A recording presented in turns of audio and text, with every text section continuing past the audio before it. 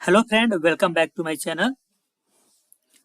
आज हम लोग एक कर्ड एप्लीकेशन जो कि रेस्ट एपीआई और स्प्रिंग बूट से बना है, उसमें हम एक्सेप्शन आएगा तो उसको कैसे हैंडल करेंगे उस पर बात करेंगे। तो वीडियो स्टार्ट करने से पहले अगर आप मेरे चैनल पे नए हैं तो सब्सक्राइब करें और वीडियो को लाइक ज़रूर करें। और अगर आपको वीडियो पसंद आए तो अपने दोस्तों के साथ भी शेयर करें। तो चलिए वीडियो स्टार्ट करते हैं।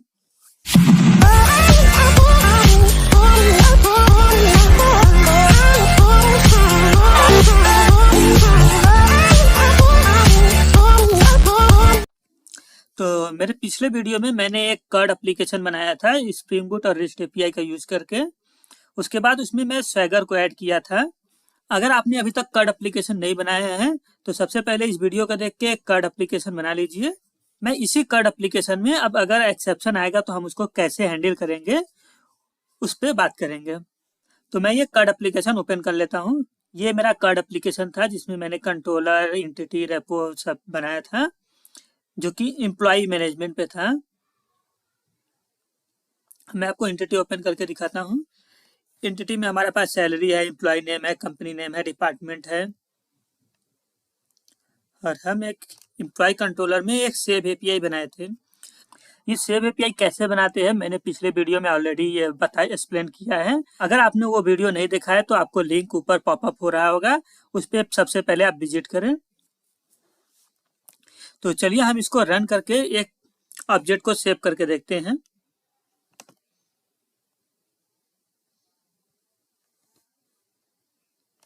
ये कुछ सेकंड लेगा रन होने में।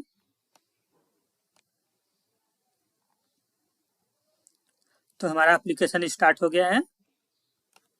अब हम अपना पोस्टमैन ओपन करते हैं।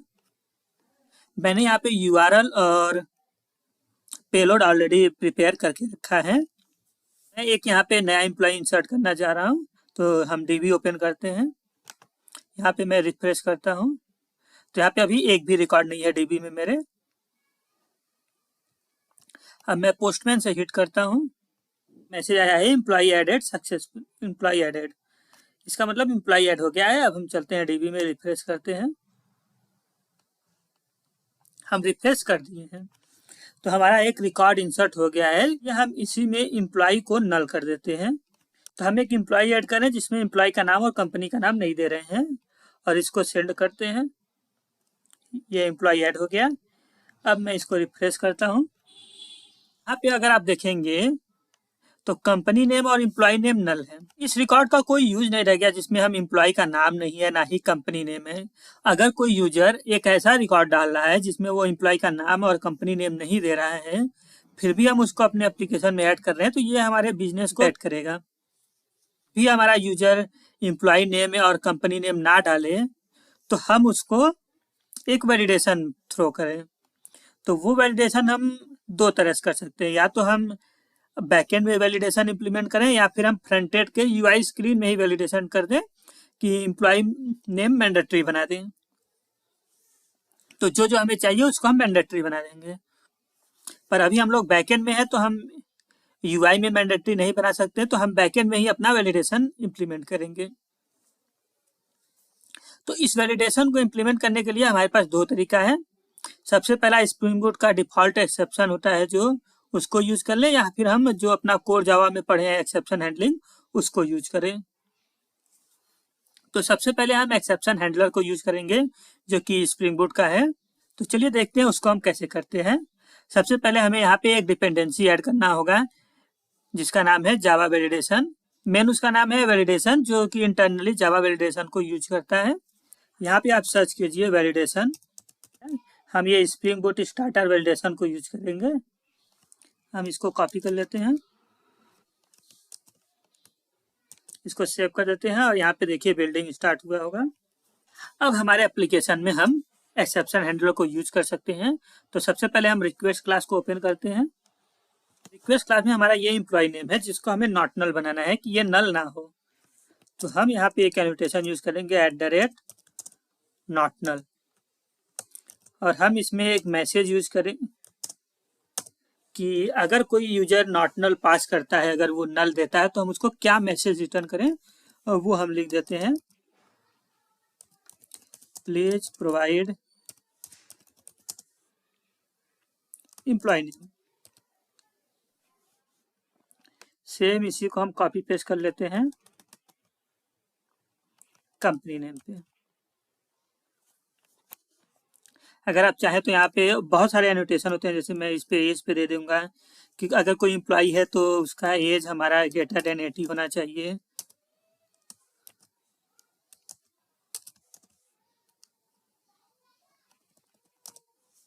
वैल्यूज का हो 18।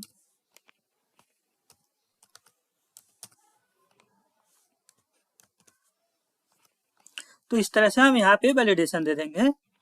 ये वैलिडेशन देने के बाद सब हम कंट्रोलर में जाएंगे और किस एम्प्लॉय रिक्वेस्ट पे हमने वैलिडेशन लगाया है तो हम बता देंगे कि हाँ ये एम्प्लॉय जो है हमारा वैलिडेशन के लिए रेडी है, तो इसको हम @वैलिड लगा देंगे। इतना करने के बाद चलिए हम अपना एप्लीकेशन टेस्ट करते हैं।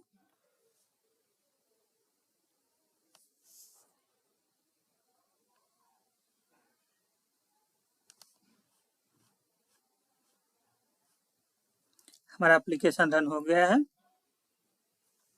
अब मैं पोस्टमैन से हिट करता हूँ यही नल डेटा डाल के, तो यहाँ पे आ रहा है बैड रिक्वेस्ट। और ये बहुत छोटा छोटा अगर आपको दिख रहा होगा, पर यहाँ पे अगर ध्यान से देखेंगे तो यहाँ पे लिखा है, तो जो फील्ड एरर हुआ है ऑब्जेक्ट में वो एम्प्लॉय रिक्वेस्ट में हुआ है। और किस फील्ड पे हुआ है? कंपनी नेम पे हुआ है। रिजेक्टेड वैल्यू नल है, मींस नल वैल्यू आया है, इसीलिए उसको रिजेक्ट किया गया है। अगर आप कंसोल पे ध्यान से देखेंगे तो यहाँ पे एक्सेप्शन का नाम दिया है method argument not valid exception. तो जब भी हम नॉट नल का कोई भी वैलिडेशन अप्लाई करेंगे तो अगर हम नल डेटा पास करेंगे यही हमारा एक्सेप्शन आएगा। और बिल्कुल लास्ट में अगर मैं जाऊंगा तो यहाँ पे हमारा डिफॉल्ट मैसेज दिया है प्लीज प्रोवाइड एम्प्लॉय नेम, जो कि हमने दिया था। पर ये हमारा मैसेज यहाँ पे हमारा ये जो इसको हम बोल सकते हैं रिस्पॉन्स में नहीं आया है, पर इसमें तो हमारा एक्सेप्शन के थ्रू आया है। और ये यूजर अंडरस्टेबल नहीं है, इसीलिए हमें कुछ यूजर फ्रेंडली मैसेज देना है, जो कि अभी हमारा कंसोल में यहाँ पे आया था ये मैसेज। सॉरी, ये मैसेज हमें पास करना है जो कि यूजर फ्रेंडली मैसेज है नंबर। तो इसके लिए हमें एक कंट्रोलर बनाना होगा जो कि एडवाइस कंट्रोलर होता है, आप उसका नाम कुछ भी दे सकते हैं। तो मैं एक पैकेज बना लेता हूं।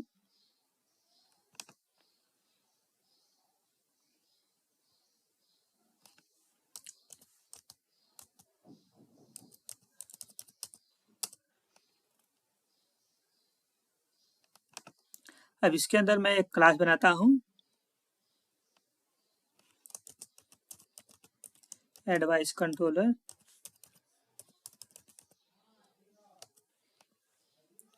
और ये इसको मैं स्टॉप कर देता हूं।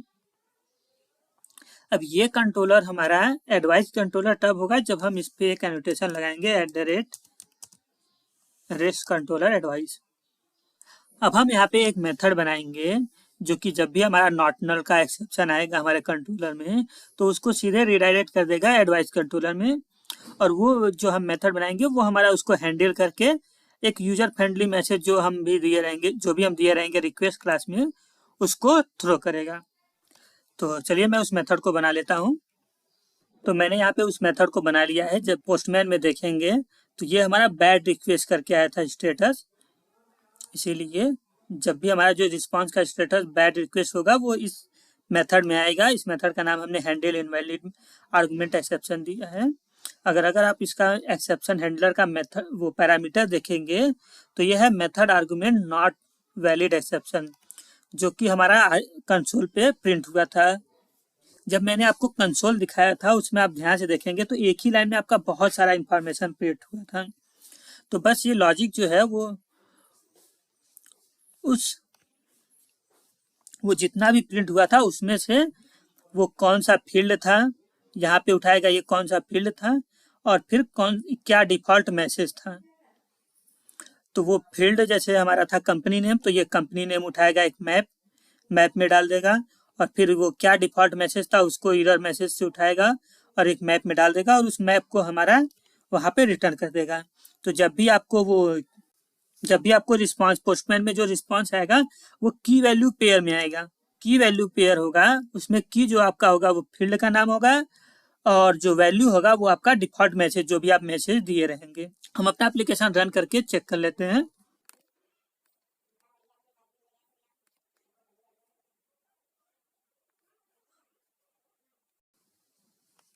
एप्लीकेशन स्टार्ट हो गया है।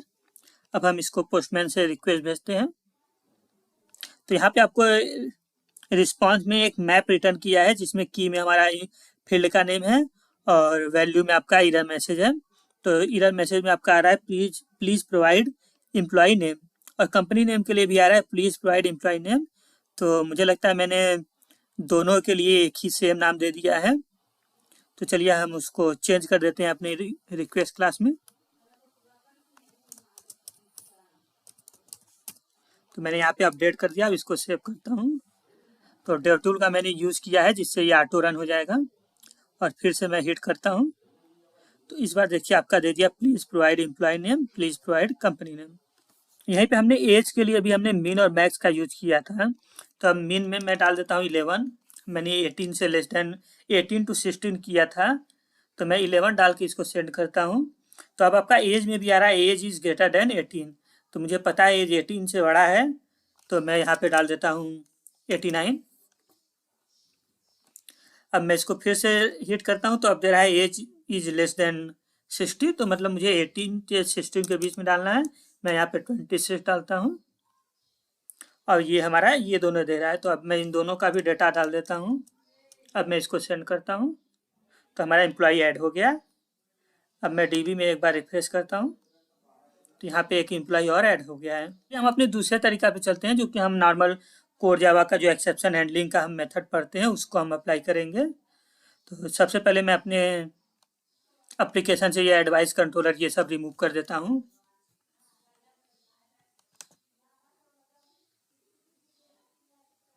तो मैंने अपने एप्लीकेशन से वो एडवाइस कंट्रोलर को हटा दिया है।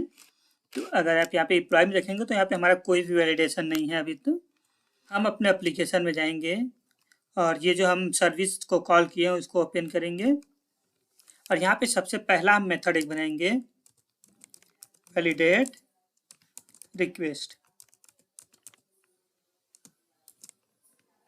जिसमें हम एम्प्लॉय रिक्वेस्ट को पास कर देंगे।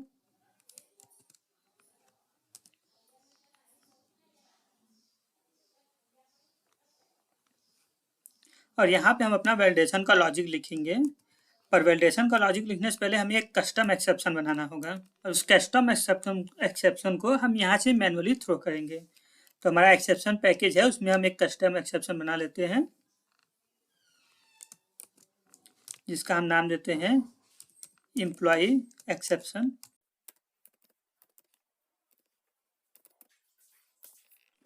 मैंने यहाँ पे एम्प्लॉय एक्सेप्शन बना लिया है।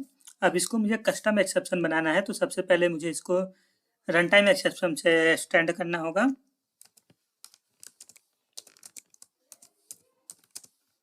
Run time exception.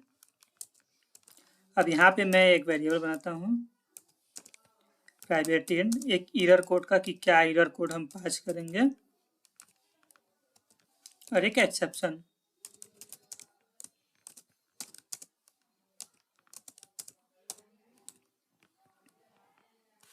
इसको बनाने के बाद हम इसका गेटर सेटर बना लेते हैं और हमें यहाँ पे ये कुछ वार्निंग बोल रहा है तो डिफ़ॉल्ट सीरियल आईडी एक ऐड कर दीजिए।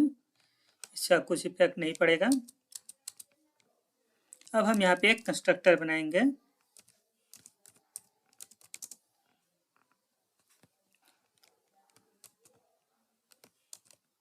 जिसका पैरामीटर होगा इंट एरर कोड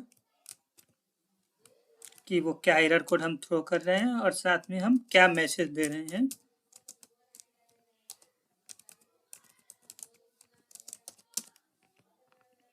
तो जो भी ये मैसेज आ रहा है इसको हम डायरेक्ट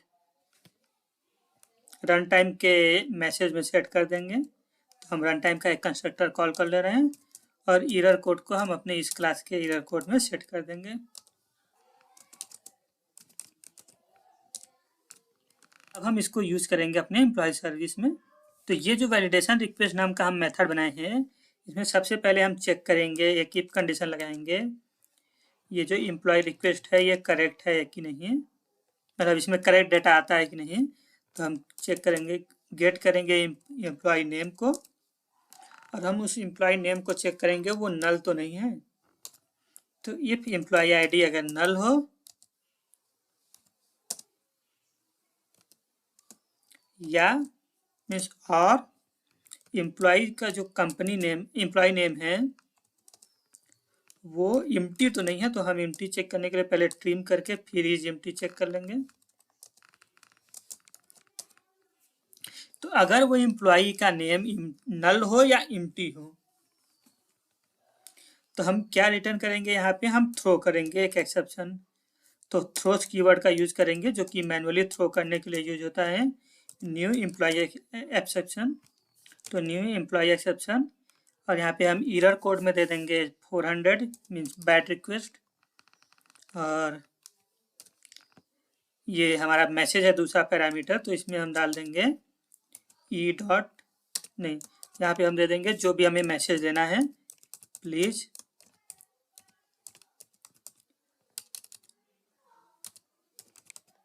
प्रोवाइड एम्प्लॉय नेम। इसको करने के बाद अब ये जब भी ये थ्रो करेगा कोई भी वैलिडेशन मैसेज, तो यहाँ पे आएगा ये मेथड इसको हैंडल नहीं किया है, तो सेव एम्प्लॉय को जिसने कॉल किया होगा इसको एम्प्लॉय कंट्रोलर ने कॉल किया है, तो ये मेथड इसको हैंडल करेगा। तो यहाँ पे हम एक ट्राई ब्लॉक यूज करते हैं,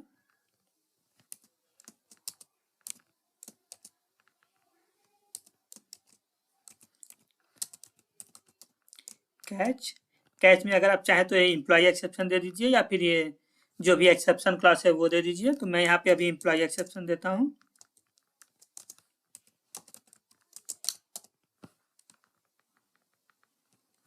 और यहाँ पे हम रिटर्न कर देंगे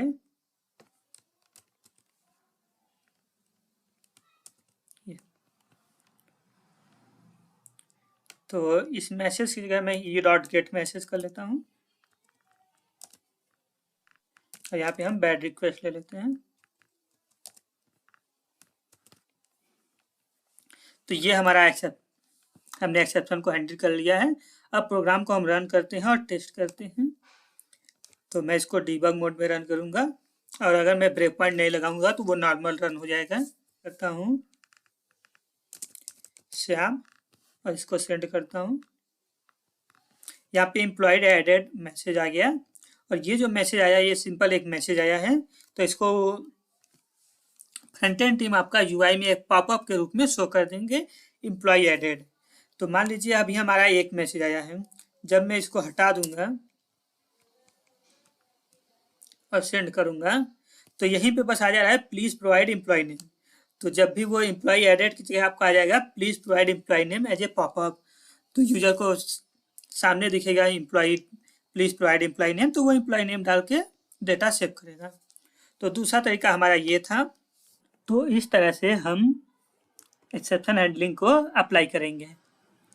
और अगर आपको पता है कि कोई और भी एक्सेप्शन आ सकता है तो या तो आप यहाँ पे टाइप कैच ब्लॉक यूज कर लीजिए, या फिर कंट्रोलर क्लास में ये जो मैं एम्प्लॉय एक्सेप्शन दिया है उसकी जगह आप डायरेक्ट एक्सेप्शन दे दीजिए, या एक और कैच ब्लॉक बना लीजिए जिसमें आप एक्सेप्शन को डाल दीजिए। और जब भी आपका एक्सेप्शन आए, ऐसा है कि नहीं कि आपको हर समय पता रहेगा, तो जब भी कोई और एक्सेप्शन आए तो आप उसे सिंपल ऐसा करिए कैच। अब आपको पता नहीं है कि क्या एक्सेप्शन आएगा, उसका रीजन क्या है, तो आप डायरेक्ट एक्सेप्शन ले लीजिए और इसमें आप ये वाला लाइन डाल दीजिए something went wrong internal server error, जो कि आपका 500 एरर होता है। मैंने एप्लीकेशन रन कर लिया है, और डीबी में मैं ये कंपनी का जो नेम है इसका लेंथ मैंने 5 कर दिया है, और यहाँ रिस्पॉन्स में मैं कुछ ग्रेटर लेंथ डाल रहा हूँ। और मैं इसको जब सेंड पे क्लिक करूँगा तो यहाँ पे सिंपल आएगा समथिंग वेंट रॉन्ग, जो कि ऐसा एक्सेप्शन जो कि हमें पता नहीं है वो कब किस टाइप का एक्सेप्शन राइज हो जाए, तो उसके लिए ये इस टाइप का मैसेज हम रिटर्न करेंगे। तो इससे क्या होगा, यूजर को कुछ वो बहुत सारा टाइप का bad request, exception rise in, वो सब जितना भी एक्सेप्शन टाइप का रहता है, जो टेक्निकल वर्ड में जो एक्सेप्शन आता है वो सब नहीं दिखेगा, उसको एक प्रॉपर मैसेज दिखेगा समथिंग वेंट रॉन्ग। तो उसको लगेगा हाँ कुछ प्रॉब्लम हुआ होगा, वो बाद में ट्राई करेगा। Thank you for watching my video. आज के लिए इतना ही, मिलते हैं अगले वीडियो में। अगर आपको वीडियो पसंद आए तो सब्सक्राइब और लाइक जरूर करें।